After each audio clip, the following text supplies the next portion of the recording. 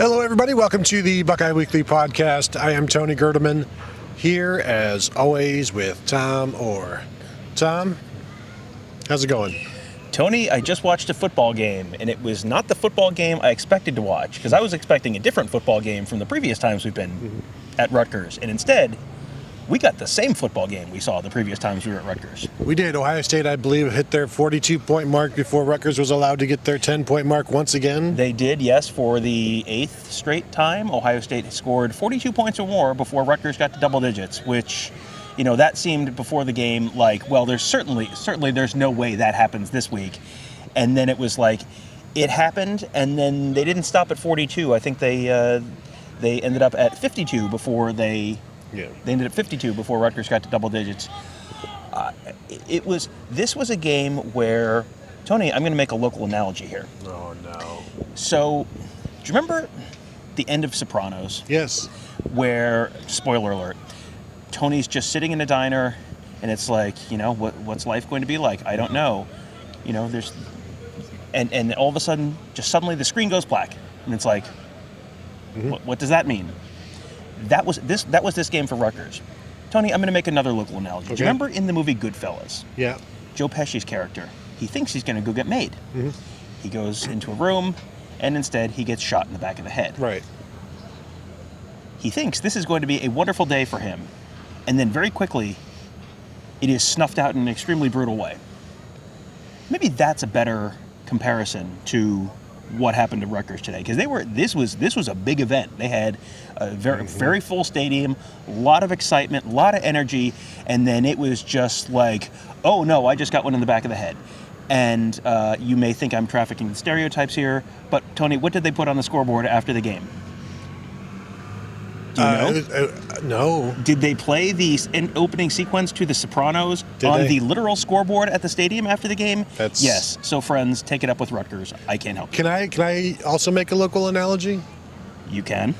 Remember when Snooki was just going to go and behave and just be cool, and then she got blackout drunk? I don't remember that, but I think Rutgers blacked out in this one. Like it was 14-0 with 11 minutes to go in the first quarter. This game was more lopsided in the first half than the game the last time we were here, when Rutgers was the most abysmal garbage pit you've ever seen of a Big Ten program. This was somehow more lopsided. They had one play for 75 yards, and then that was it. It was like that was their first half. One play for 75 yards where they hit a big one to Crookshank. And it was like, and then the rest of the first half was just like a parade of touch. It was just a conga line of touchdowns for Ohio State. I think maybe for the first time ever, I saw Ryan Day or Ohio State or anybody against a Big Ten opponent at the end of the first half just be like, you know what? We don't want any more points. We're just going to run the ball. We're just going to go to the half. I like Greg Schiano. We don't need to be up 52-7 at half. 45-7 is plenty. Let's just run the clock out. In fact, only score if there's like you have no choice when you're running the ball. If the C's part and you don't want to take a knee, like if I can't convince you to take a knee, go ahead and score. I will apologize later, but you will not be playing next week. This was a name your score game. I couldn't believe it, but this was a name your score game, because it was 45-6 at halftime, and like you said, they were off the throttle before. I mean, TreVeyon Henderson looked like he was going to run for 900 yards today, and then just got a little ding, and Ryan Day said he held him out just as a total precaution, nothing to worry about. He was on the sideline. He was still wearing pads. It seemed like he wasn't wearing his helmet. It seems like he was told he's not going to play anymore, but he's in pads. It wasn't like, you're done for the day, you can't play. It was like, we're going to hold you out, because, again, points to scoreboard, it is 9,000-6, because Rutgers couldn't even make a PAT. Like, it was that kind of day for Rutgers, and I thought Rutgers was done having that kind of day, but holy Moses, did they have that kind of day. Maybe we give credit to Ohio State instead of blaming Rutgers. Well, you can give credit to Ohio State for sure, because this is the first time, and this is something I thought during the game, and it's something that Ryan Day said after the game. This is the first time it felt like, okay, this is an Ohio State football team. This is what Ohio State football teams look like.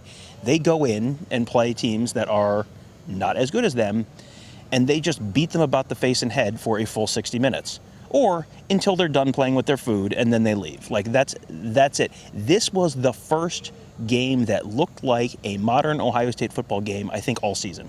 Yeah. Outside of Akron, which is, Well, reminder, Akron. this is a conference game on the road. And so they threw for 300, rushed for 200. That's what they want to do. Only one touchdown in the second half.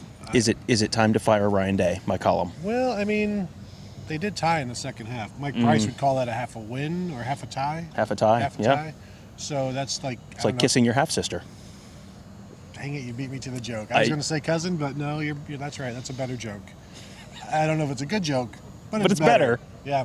So I'm watching, you see TreVeyon Henderson go 44 yards, and maybe this is a conversation we'll have later in the week and throughout the season. Almost immediately after that, Denzel Burke, pick 6. And I'm thinking these two freshmen are probably in the top 5 of freshmen I've ever seen at Ohio State. And it's not a long list. I would say J.K. Dobbins is up there. Maurice Clarett is up there. For me, David Boston is Braxton Miller. I mean, he had moments, but he was also really bad at times. These two, I don't know that I can knock them out of the top 5. I just named 6 that I wouldn't even put Braxton Miller in. Am I missing somebody right now? Andy Katzenmoyer. That is another one. Archie Griffin is probably in that conversation. But in terms of who I've seen, he predates us, but yes, Archie Griffin has to be in that conversation because TreVeyon Henderson broke Archie Griffin's record.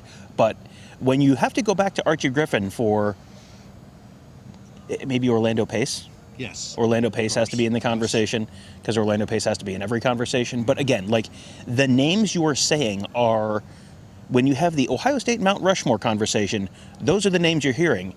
And those are the names that these guys are already in the conversation. Like, holy smokes. You want to talk about why this looks like a different Ohio State team than it did 1 month ago today when it was September 2nd and it was their first game of the season? You're seeing different players. They're doing different stuff. And all of a sudden, the stuff that they're doing is good. Let me ask you yes or no. Don't even think about it. Just tell me your answer. Is TreVeyon Henderson right now better than J.K. Dobbins as a freshman at the same point? Yes. So, I mean, does the J.K. Dobbins rush for 1,400 yards as a true freshman, all Big Ten guy, left Ohio State as the number 2 all-time leading rusher. But you got Andy Katzenmoyer, you got Orlando Pace, Maurice Clarett. Am I crazy for putting TreVeyon Henderson and Denzel Burke in that top 5? I don't think so. I mean, because and Henderson has maybe done more than Burke has in some ways, statistically at least, but Burke is doing it, like the degree of difficulty of doing it at corner is so much greater than running back because you're naming all these running backs in this conversation. You're not naming corners. Like, this is like, I mean, this is a season that I think half of Ohio State's fan base was ready to just kind of like throw up their arms and walk away from a month ago. This is all of a sudden like you're seeing stuff that you shouldn't be seeing. You should not be seeing this. This is not normal. This is all of a sudden like the trajectory of Ohio State's season is completely different. Now they could come out and just have a very middling game against Maryland, and if Maryland doesn't turn the ball over 17 times like they did against Iowa, like all of a sudden that's maybe a different game. But I mean, the trajectory of Ohio State's if this was a like win probability graph, it would look like the Stanford against Oregon graph where it was like Oregon 99.9%. Like 3 weeks ago, you would have said Ohio State 99.9% chance of not making the college football playoff because they look terrible and they don't look like they have any answers. And then just the graph just goes vertical. That's what this looks like to me. Yeah, with Oregon going down, I've said depending on the loss that it would only take one loss for Ohio State to bypass Oregon. Now you're going to have to look good the rest of the season, and the committee will end up doing what they want. Mm-hmm. What? I know it's a controversial statement. They have parameters that I'm certain that they follow very consistently. No, they do. They have 4 parameters that they can follow in any order that they want, or also they can just not. But we'll get there later in October when that becomes a topic of conversation. Did you see Chris Olave catch 2 touchdowns tonight? Was that amazing? That was amazing. That was he tied Chris Carter in the Ohio State record books. We talked to Olave after the game, and he said he wasn't aware. He's like, someone asked him, like, hey, Chris Carter tweeted at you congratulating you. He's like, what? Why? Because you tied his record. And Chris goes, what record? What? Like, he didn't know, which I mean, that sort of speaks to Chris Olave as a person. Like, I mean, he is as good a teammate as you're going to see. He's not someone who gets hung up on his stats. He's talked last week about the fact that he wasn't hung up on his stats. But at the same time, he also, after this game, said, like, well, it was good to get back on track. Because you know that's kind of eating at him. Like, he's not playing up to his standard if he's not catching the ball. Today, he played up to his standard and, tied Chris Carter, which is, again, you're getting into, like, the names that you see on the Ohio State Mount Rushmore a lot. And yes, the game has changed a lot, so it's a different, yes, you're kind of grading on a curve a little bit, but still, 27 career touchdowns is 27 career touchdowns. Even now, there's not a lot of people doing that. I think, maybe I'm wrong here, I think Chris Olave could have played in the 80s. I think he could have played in the 60s. I think he could have played in the 90s. I think he could have played whenever you needed, and it would have produced at the level that relative to what everybody else did at the time, and also would have been a standout. 5 catches today, 119 yards, 2 touchdowns. Obviously, the 56-yard catch and run that was typical. Well, not even typical Olave. It's the new and improved Olave kind of that we've been seeing. Garrett Wilson, 3 catches for 71 yards and a touchdown. Jackson Smith and Jigba, 2 for 66. All 3 of those guys had a catch of at least 32 yards. Big play crew. We were expecting some big plays because of the situation with Rutgers secondary and also because they're big play receivers. Should we talk a little bit about also CJ Stroud? I think the who should start for Ohio State conversation is probably not going to be getting had in barbershops around Columbus. We still have not seen Quinn Ewers. That's true. That is factually accurate. Yes, this was. I think you go back to like the end of the Tulsa game, and you'll hear us talking about the fact that like you look at him, he just doesn't look right. We have seen him look right. He doesn't look right now. You assume it's the shoulder. It almost has to be the shoulder because unless he has the worst case of the yips ever, it has to be the shoulder. You get a week off, and all of a sudden, hey, he looks like CJ Stroud again. It's the darndest thing. And that has to be very encouraging for Ohio State because it wasn't just that he was throwing. You saw him run the ball a little bit. You saw him take a couple hits. Like, that's a, Chris Olave said, it's not a confidence thing with CJ Stroud. Stroud is a confident guy, but like having confidence in that shoulder is kind of a different conversation. And he looked like a guy who was much more comfortable with his shoulder. I didn't see a lot of the chicken wing thing today. He looked like a guy who was. He's not 100%. He said it still kind of hurts a little bit, but he's significantly closer to 100% because he looks like CJ Stroud again. Reminded me of a guy coming off of an ACL that they're still a little unsure of it, and then once they are sure of it, after playing on it, and they realize, okay, I can do everything that I used to be able to do, and we saw him do that. He was 17 of 23 for 330 yards, 5 touchdowns. Rushed, Tom, I'm not sure if you're aware of this, for 13 yards, and completed over 67% of his passes. It's neither here nor there, but What a bunch of random numbers. I don't know why you're mentioning them. And in fact, Tom, they're not random. They're part of my bold predictions against you, and all 3 of them hit. Just that's how far ahead, and we don't need to talk about it here, but that's how far ahead and advanced I am. It's like, you know what? I'll combine 3 separate predictions. We'll make it one. We'll bundle it, and if I miss any of those, then I miss the entire prediction. You know who else bundles things like that? The cable company. You know how people feel about the cable company? They love it. They like everybody. But make that one of your bold predictions this week. Bold prediction. People love the cable company. No, Tom, we're not talking about that. The Ohio State defense. Let's switch over to that. Gave up the one play, 75-yarder on an RPO. Aaron Cruikshank. You're gonna have stuff like that. That's what that kind of stuff is designed to do. Is just stress the defense, and you miss one tackle or whatever, and it's gone. But even aside from that, or even including that, 230 yards passing for 4 different quarterbacks. Well, 4 different passers, we'll say. 235 yards total passing. 111 yards rushing on 31 attempts, 3.6 yards per attempt. Very solid outing by the entire defense. You saw the secondary step in. Tommy Eichenberg had an interception at linebacker. Ronnie Hickman, again, led the team. That dude is getting better and better, and looks more comfortable out there. Denzel Burke, Cam Martinez, the defensive ends. We saw Javonte Jean-Baptiste making some plays. That was good to see. Tyreek Williams again flashed a little bit. Didn't play a lot. Played enough. Haskell Garrett doing his thing. Defense continues to come around, and it'll be interesting to see what they do next week, though. Yeah, and Tyreek Williams, one of the plays that I really noticed from him was on the Ryan Watts interception. Tyreek Williams is coming right up that A-gap, got his hand right in the quarterback's face. That, I think, was a big part of why that interception happened. You're naming all these guys, and none of these guys were the starters. I mean, other than Denzel Burke, who was like this enormous question mark. You go back a month, none of these guys were the starters. None of these guys were the people we were going, this is who they're going to be relying on in this type of situation. This is like, I mean, there are these weird flying insects all over the place here in New Jersey for some bizarre reason. So I'm going to use an insect analogy. Local, even. Local. It is like an insect that like molts and leaves its old shell behind. And then there's this new animal. Lobsters do this too. We're close to the ocean, so that's local as well. You have this what you look like before, and then it cracks. You leave it, and now you've got this whole new thing. And that's what this Ohio State team is. It's all these guys who, when the season started, we were not looking at as significant immediate players. Where I think they had to go through some. Here's some, this is not working. Okay, we need to try something else.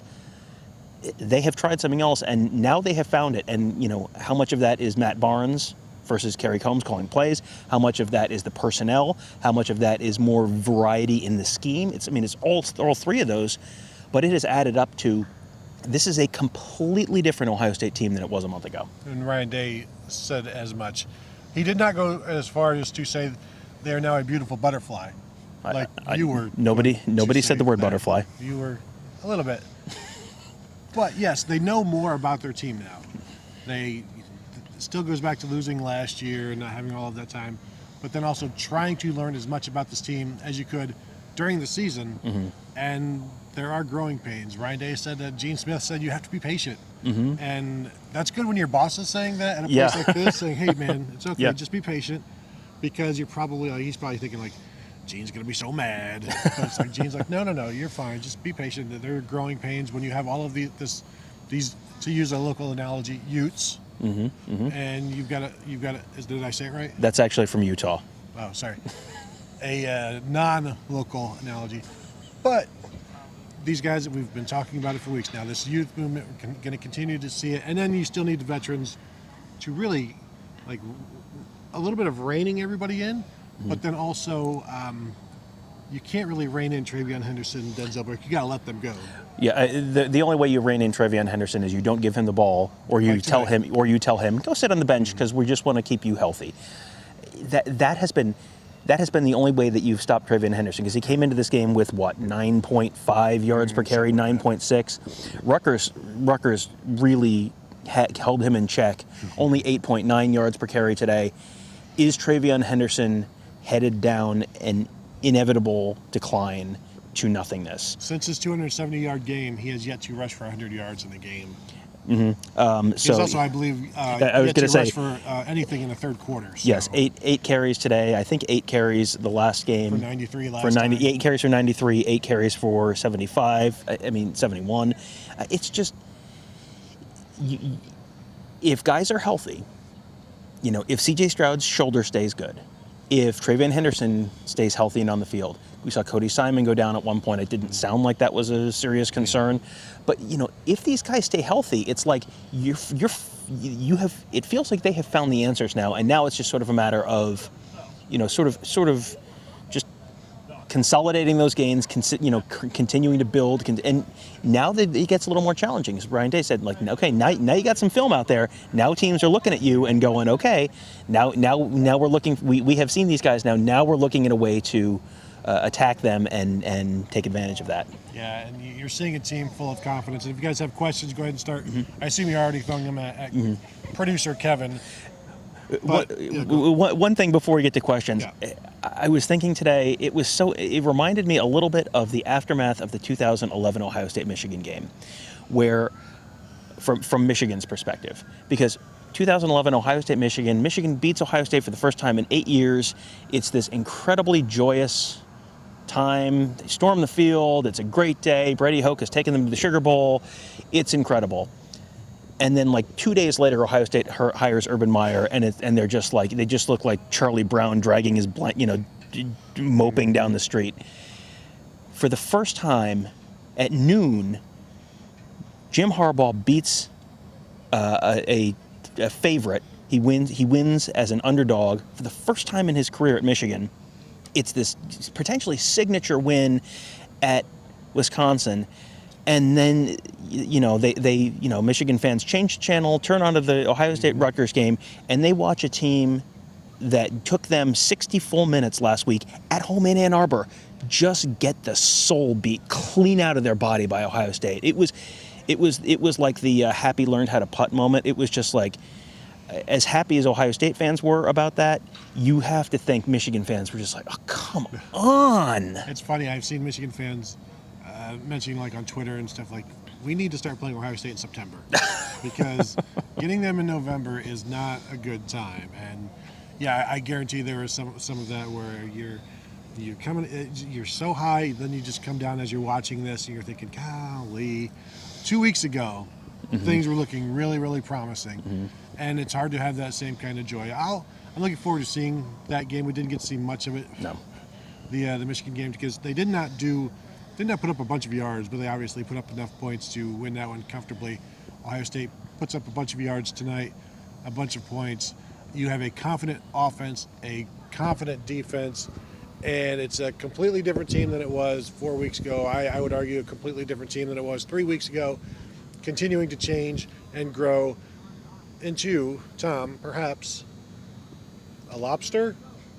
Yeah, this is a lobster team, and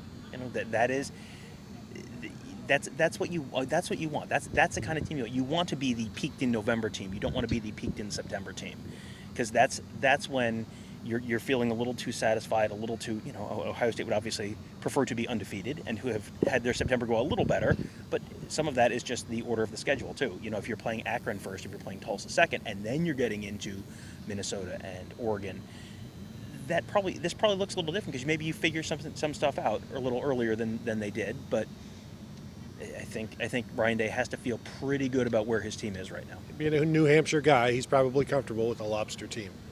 Kevin, what do we got over there? Yeah, we got a lot of questions here. We'll try to get through as many as we can.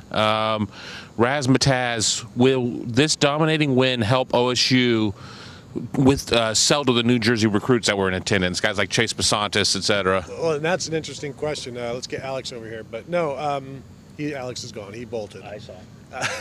We all saw him bolt. No, it's always interesting when recruits that you are recruiting are on the opposite sideline and they get to see all of this. And what do they think about that? But then also Greg Schiano, and it's always this is why we need you. And you can play right away here. And they don't. Did you see all that young talent over at Ohio State? This is how many young guys they've got already playing. And it's your position. Here, we need you. And it just depends on the kid, really. And the rule is like, no kid makes his choice based off of one game. But I don't think it hurt. I saw Zach Harrison wearing an Ohio State jersey. So, I mean, one game can swing a recruitment every now and then. I think we need you. You would be the difference. That's a lot easier when you lose by 10 points or 7 points rather than whatever $ Texas, however many points 39? They lost by. Yes, that sounds right. Man. Yes. That's an easier sell when it's a little closer. But I mean, this was a good day for Ohio State football because you had Chase Basantis here, but you also had Troy Bowles here up from Florida. There were some big recruits up from Florida. That this can only help because you couldn't help but come away impressed with this team, and you're looking at the young guys playing. Yeah, that means there's other competition for your spots, but it also means, hey, if I'm good, and all these guys, number one, are good, number two, think they're good, number three, know they're good, and therefore they're like, well, if I'm good, I can play. I mean, that is a very easy selling point then for Ohio State. And then you're potentially playing for the team that's going to win the Big Ten as opposed to the team that's like, again, this is a better Rutgers team than it has been. It didn't look like it today. This is a better Rutgers team than it has been. So, there is progress, but yeah, this was not a day that went the way Greg Schiano would have chosen. And not that Troy Bowles would know this, the linebacker.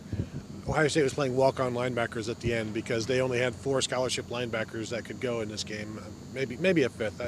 Yeah, Reed Carrico. I mean, I don't remember seeing Reed out there. Yeah, but he was listed as having a pass breakup, but I don't recall seeing him do that or breaking up a pass. But I'm not saying sometimes the stats are wrong. But sometimes they're wrong. Thank you. What's next? RK says, Day gets so vanilla when the backups come on. They all need reps. Let them play.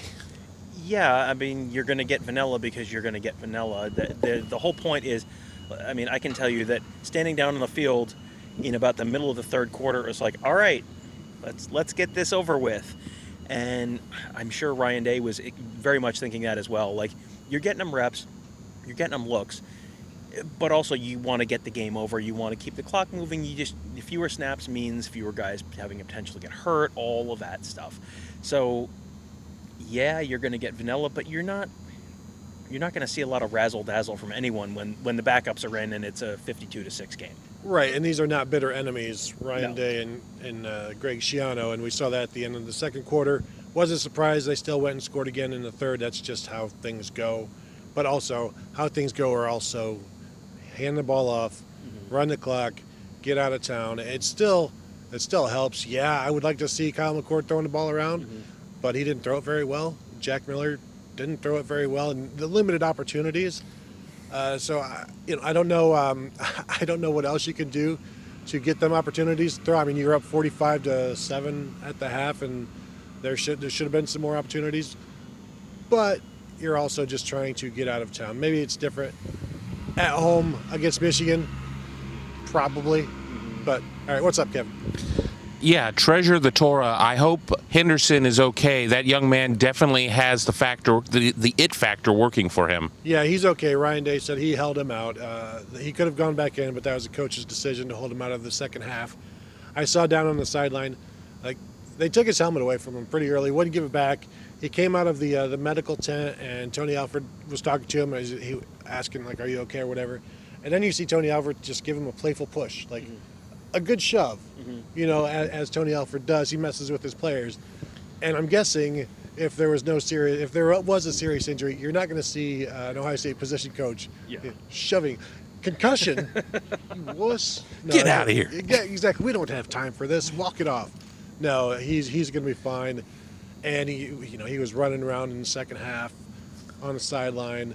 So don't worry about him. Yeah, he was at one point. I walked over just to kind of see how he was doing, what his body language was, and he's like laughing with CJ Stroud. So there was nothing there that made me think, and nothing we heard from Ryan Day after the game made me think that's anything to really lose any sleep over. I did feel bad for Jansen Dunn, the freshman safety, hurt his knee, left the field, came back and was on the sideline for the rest of the game. However, one of the plays in the third or fourth quarter ran into him and hit him on the knee again. And so he had to back off of that. He not as quick as his usual self. So he got banged up a little bit again, but he was okay. The trainer came over and probably just said, "Hey, watch out." Yeah, he was sitting on the bench later in the second half, so that's probably why. Hummus Hero says, I think it's safe to say that the Buckeyes have the best offense in the nation. The defense is rounding into form. It makes this team formidable moving forward. I think the Ohio State Buckeyes could have the best offense in the nation. They may have the best offense in the nation. Immediately, you're going to think about Alabama. Alabama has had issues running the ball as well as you would expect them to do. Ohio State has not had those issues. Ohio State has had consistency issues at quarterback. Maybe that is solved. CJ Stroud has not played as well as Bryce Young, right? Yes. Who has been a very accurate guy. But I think it's better than Clemson's offense, better than Georgia's offense, better than Oklahoma's offense. And really, if somebody wants to tell me it's the best offense in college football, and we know it was in terms of yards per play, at least leading into this game, and I'm guessing they didn't drop. Yeah. So I can't argue. They can throw the ball, they can run the ball. They've been able to run it against everybody except for Oregon, but they were still able to do that. But it was a different team. You're still growing into form, but I can accept that. And one thing that was interesting to me was how much they mixed and matched on the offensive line. As much as we Yes. talk about the need for cohesion on the offensive line, it was like I looked up at one point. It was like Matt Jones is playing right guard. It was like with the ones. It was like, did Paris Johnson get hurt? Nope. Paris Johnson just trots out for the extra point team. So, and then Matt Jones was playing left guard, and then they kicked their Munford out to left tackle. It was like, all right. I mean, this is an opportunity to get guys reps in a couple different spots, because I think Matt Jones is going to be your roll of duct tape, where if you need it, whatever needs fixing, put Matt Jones out there. That'll fix whatever you need. Yeah, and Thayer Munford moved to left tackle. Nicholas Petit-Frere went back over to right tackle. Dwan Jones got to watch for a while, and it's interesting that, because we talked before the game, what are they going to do? Well, they're just going to play everybody, and there doesn't seem to be an issue with the gelling, or remember they said last year, like, they dealt with so many different lineups that you just sort of gel the week of the game, or like you don't need it as much, and certainly that seems to be the case right now. And I don't know that that's going to change. You've got 6 guys that should be playing, and so they're going to play them. They've always said that. They've never done it. Yeah. And maybe they're finally doing it. A lot of questions about the ramifications of some games that went on today, what it means for the playoff picture. Obviously, Cincinnati beating Notre Dame, Oregon losing to Stanford, Florida's on upset watch right now. Just a lot going on. I'll kind of cycle through the questions for people who are watching, but just big picture for you guys. I think for the first time all season, I'm interested to see what this does for the Buckeyes in the rankings. Are they 9th? I don't even know what they're ranked right now. 11 in the They AP. were 11th before they keep. So, what does this kind of win do?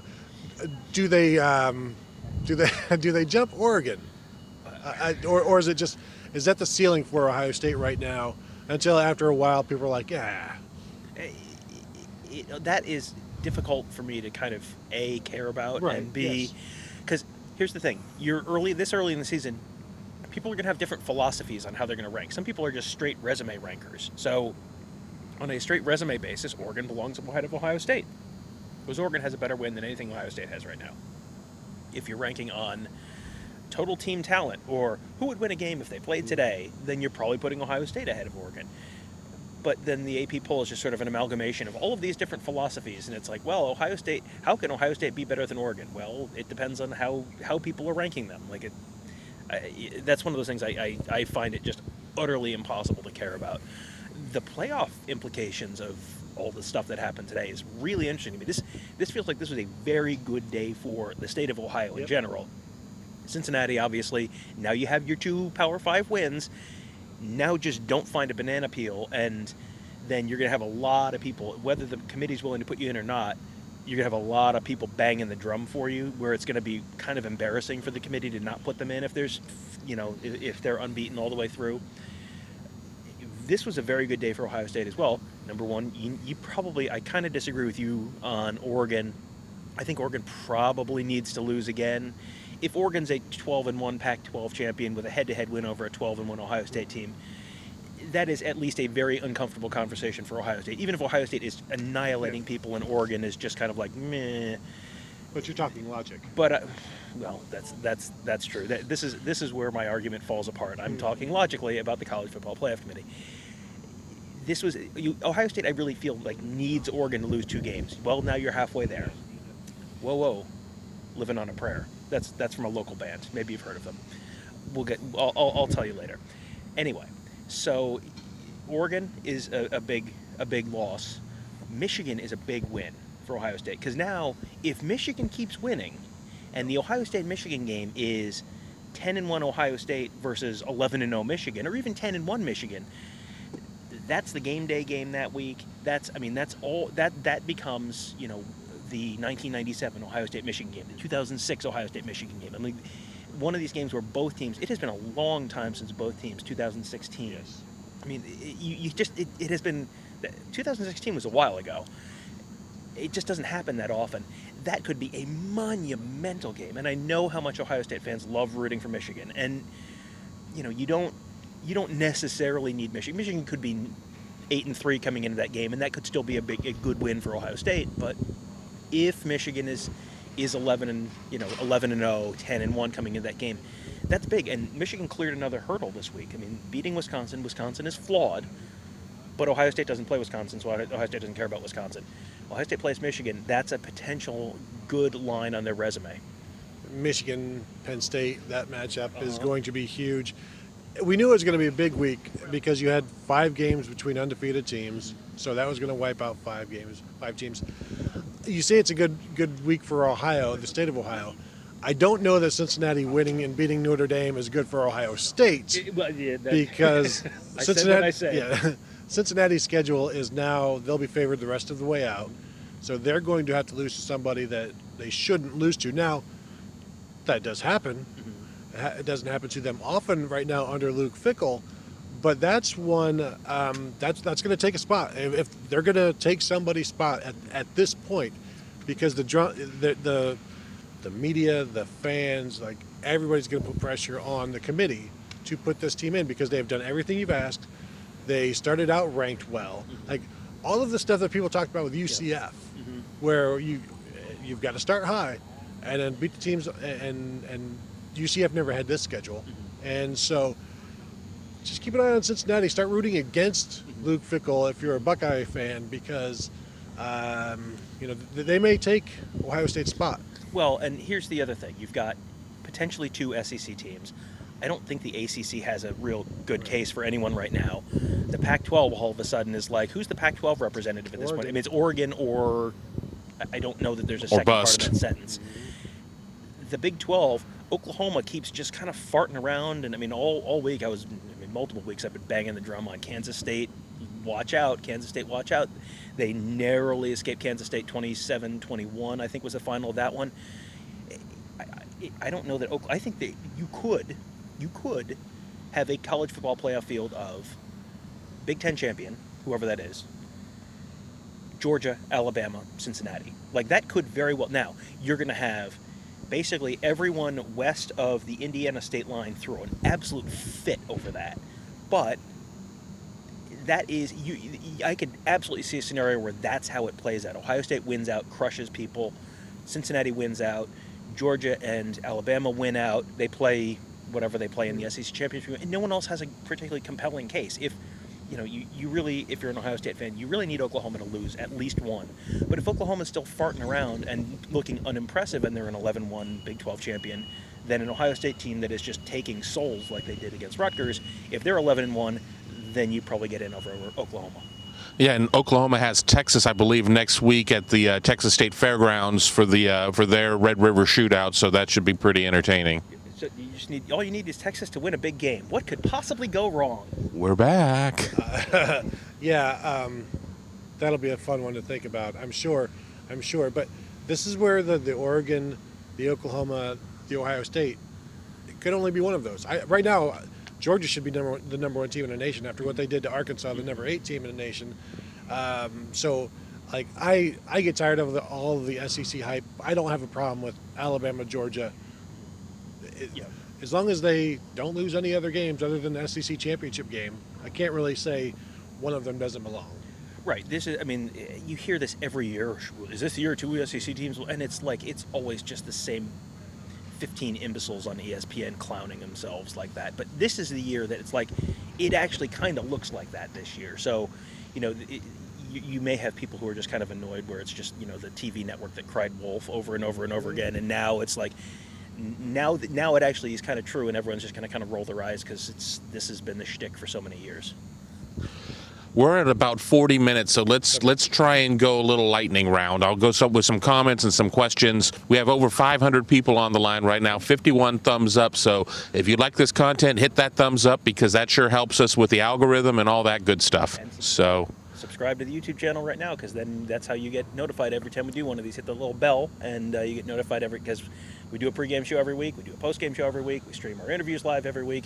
Hit that bell, then and get notified, and then you won't have to sit there refreshing YouTube. You just get notified like, hey, those 2 dummies are on again.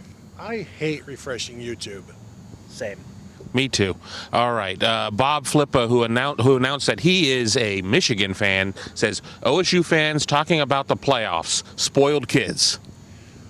Well, Ohio State fans are a little bit spoiled, but you make the playoffs, and that's what you talk about. Like, that's the expectation because it's been happening, and it happens, and it's like kids talking about Christmas. It happened last year. I assume it's going to happen this year. Does that make them spoiled? No, they just like Christmas. And, this is the playoff conversation was a little bit ridiculous after the Tulsa game. And last week after the Akron game, it was still like, well, it was Akron and you don't really know. This was the first time that this looked like a college football playoff team. And you can't argue that there's no way they make the college football playoff. If they had 2 losses, then then it's ridiculous to talk about it. If they looked like they looked against Tulsa, then it's ridiculous to talk about it. Well, they looked like what they looked like. I mean, the score was the score, the results were the results. I mean, the score was the score, and the score was not nearly as bad as it could have been. I think that is what makes this a very different conversation than we were having a week ago. Jason Osborne said, say something nice about New Jersey and I'll give a thumbs up. I had a delicious breakfast, an egg and Taylor ham sandwich. It was supposed to be on a bagel, so that's not nice. They put it on a roll, but fantastic. So way to go, New Jersey. The roll was very soft, much softer than a crunchy, hard topped bagel. So the sandwich was tremendous. Anything else, Tom? I personally, I am a New Jersey native. I love New Jersey. I have been introducing these guys to all the marvels of the jug handles and, the Taylor ham pork roll conversation. And I don't know, if we talk about exit numbers, we have to talk about exit numbers sometime. Anything new, Kevin? Anyway, so the point is, the roll was softer than Rutgers' defense. Go ahead. Yes, Sue wants to see them put Quinn Ewers in. I was wondering, if we were going to get to see Quinn Ewers, but there was 3 or 4 minutes left, and Jack Miller was still in there. I don't know when it's going to happen this year, thinking about the schedule. Then again, they could put 70 on somebody, and it's like, Quinn, go ahead. But you're just going to be handing off at this point. So maybe not this year. Would you, over under, Tom, again, 0.5. Where are you going? Let Sue know. It's funny. I was just going to say, Tony, over under 0.5 snaps. I think I'm going to go over. I think it happens at some point. Ryan Day has just been very insistent that he's not ready, which, understandable. He showed up very late. He then had to miss a bunch of time during fall camp. So he's way, way, way behind right now. I do think maybe at some point you kind of give him a little scratch behind the ears and say, hey, go take 3 snaps when you're up by, if they're up 70-0 on Maryland next week. Michigan. Or Michigan, down the road, I'm saying. If they're up 70-0 on Maryland next week, which probably not, but if Talia Tagovailoa throws 5 interceptions, then maybe. It feels like you're going to do it at some point because you want to let him do it. They're trying to manage a lot of. You have the concerns with the is he ready and all that stuff. You also have the concerns with you've got 3 other guys in there that have been there putting in the work for quite a while, who they do they want to get Jack Miller reps. They want to get Kyle McCord reps because if CJ Stroud goes down, those are the guys they're going to be relying on, not Quinn Ewers. I think everyone wants to see Quinn Ewers in a game. I think Quinn Ewers wants to see Quinn Ewers in a game. It's just kind of up to Ryan Day when he thinks he's ready to do that. I think you need a few more games of Kyle McCord, Jack Miller, let them get under their belt. And then also debut him at home so the fans can cheer him. Let's try and do 2 more. All right. Michael says, is Marcus Crowley our second best back? Looked like it. Well, again, Mayan Williams is out today with an injury. Marcus Crowley is a guy that I think before this season coming in, I was saying he may be their most talented back. Maybe that was last year because I'm thinking we knew from early on that TreVeyon Henderson was. But you saw Marcus Crowley averaging 9 yards a carry as a true freshman, running through tackles, having big plays, and you could see I don't know that he did anything great, but he was able to make people miss. He was able to hit the hole, and he was just very, very solid. And now you're starting to see that again. And it was interesting when they brought him in for a swing pass and pulled him right back out. So they're getting him involved. And is he the second best? I mean, tonight there were times he was the guy that you want in because he can do more things than a Master Teague. Master Teague, again, played very well. He's played very well these last 3 weeks. But Crowley can just do some different things. And I think Master Teague, by the way, that I don't know if the TV replay showed that Master Teague's touchdown was not a touchdown. I was right down in that end zone. I had a pretty good picture of him right about to cross the goal line, and his butt was not on the ground. So I think he was robbed of a touchdown tonight. But that's neither here nor there. The Marcus Crowley thing, he's always been a really impactful player. I think he's always been a very underrated player because his ranking did not. He was the Gatorade Player of the Year in the state of Florida, which is a state that does produce a few high school football players from time to time. He's the Player of the Year in the state. But he was, his rankings were just kind of like, meh, okay. Like, I think he was kind of like a mid to low 4-star. And then you saw him come out in 2019, his freshman year, and he put up 8 yards per carry, 9 yards per carry, whatever it was. But then he had the knee injury and then came back too soon last year and, wasn't quite right. There's a lot of talent there, and it feels like he should have a role somewhere. That's a loaded room because Mayan Williams has a lot of talent. Master Teague absolutely has talent. He can do it. There's a lot of stuff he can do. TreVeyon Henderson also pretty good. I want to thank Treasure the Torah, who just jumped in on the super chat for $100. Whoa. Wow. $100 from Treasure the Torah. Would you like to see Tony do a cartwheel? Because he'll do it right now. $200 now. No, thank you for that. That's awesome. Any questions? I was going to say we've hit. I'm going to see if he has any that are still in the queue. I mean, he does have one more, and I still have one more I want to get to. He says, CJ finally looked like he owned the leadership role. He was super confident and very accurate tonight, and he was also extremely decisive. Yeah, he was everything that you had been hearing about, and we had been hearing about in camp, and everything that Ryan Day has said he has been. And that was the quarterback that won the job, that emphatically won the job. And he was the guy that was always the number one guy. Whenever we saw anything, you saw the accuracy. The consistency was key. No errant passes. He had one bad read on a near interception that Ryan Day kind of got on him about. And then the next play, he threw that touchdown to Chris Olave right down, not a touchdown, but right down the sideline. Perfect pass. So that was everything that people have been expecting from CJ Stroud, and also maybe giving him grief for not being. It's like, you were nearly perfect. Great job. Why weren't you nearly perfect before?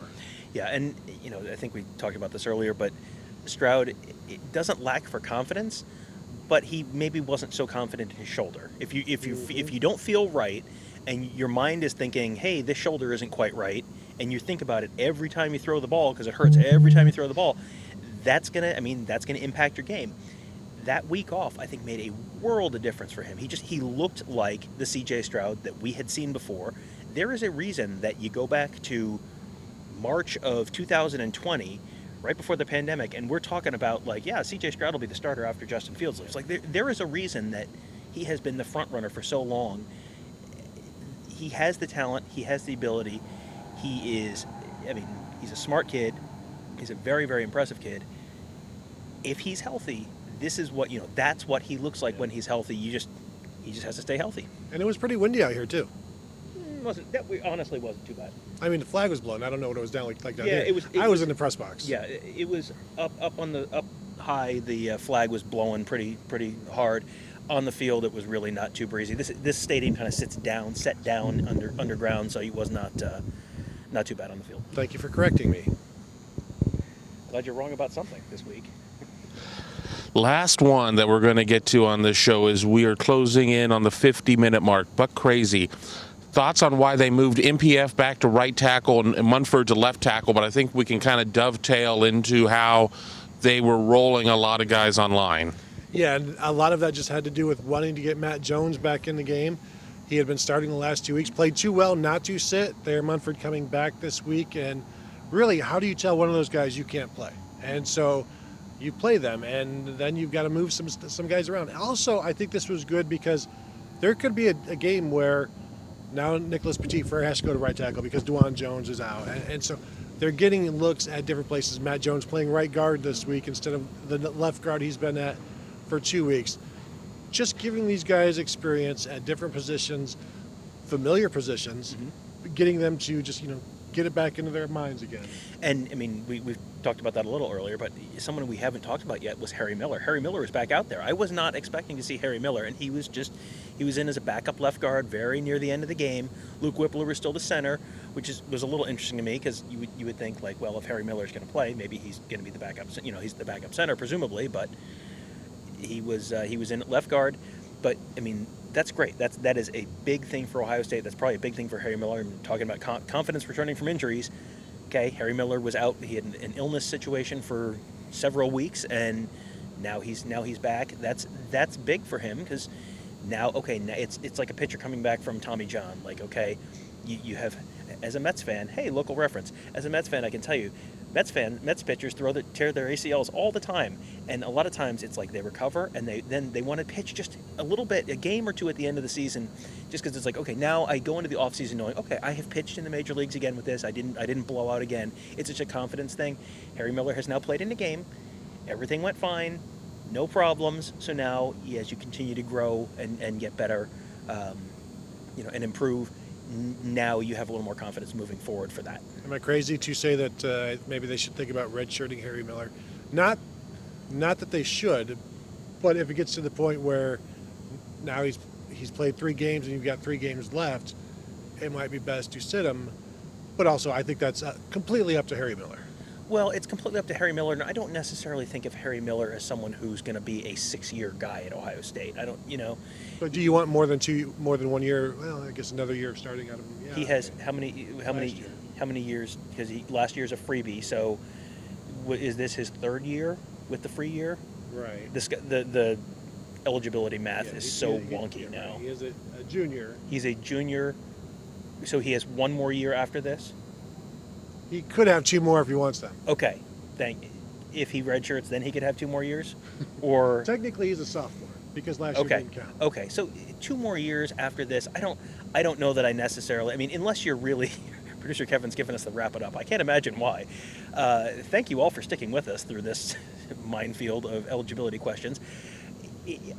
I don't think he's someone who I would expect to be a 6-year guy. So if he's someone who they're comfortable with, they're comfortable putting in a situation where if Luke Whippler goes down, he's the guy. I think you just kind of have to that's 2024 Ohio State's problem that Harry Miller's not there. They figure it out. Well, I guess the party's over. They just turned out the lights. But yeah, so I guess it's time. It's time to go. But yeah, I would not redshirt him. It's an interesting thought experiment, though. All right. The lights have been turned out, so we will go. Thank you all of you for tuning in for this instant reaction post game from Ohio State's 52-13. If you cannot see this disembodied voice, it's because it's been disembodied. But thank you guys. As always, check us out at BuckeyeScoop.com. You can find us on YouTube.com/BuckeyeScoop as well. Thanks. Have a good night. We will talk to you guys later.